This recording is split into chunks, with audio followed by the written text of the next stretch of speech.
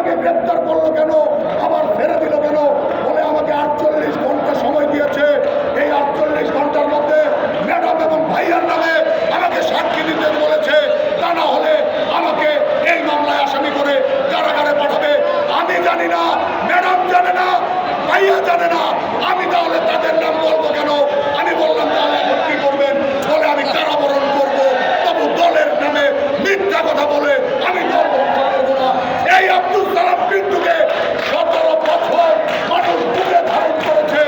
আজকের এই সভা প্রমাণ করে বাংলাদেশের মানুষ ওই বেঈমান হাসিনাদের সাথে নয়, রক্তচোষা হাসিনাদের সাথে নয়।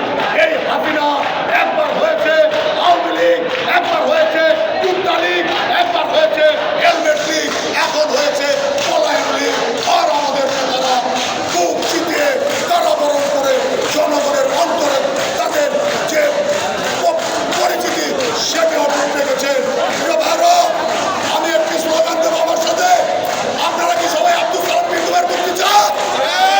যদি চান হাত তুলে দেখান। পিন্টুর মুক্তি চাই, মুক্তি মুক্তি মুক্তি চাই, অবিলম্বে মুক্তি চাই। সালাম পিন্টুর কিছু হলে চলবে এখন ঘরে ঘরে।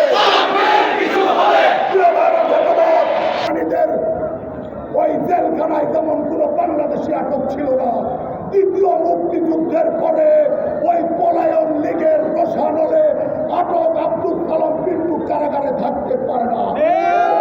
অবিলম্বে আব্দুল সালাম পিন্টুকে টাঙ্গাইলবাসীর বুকের ধন বুকে ফিরিয়ে দিতে হবে।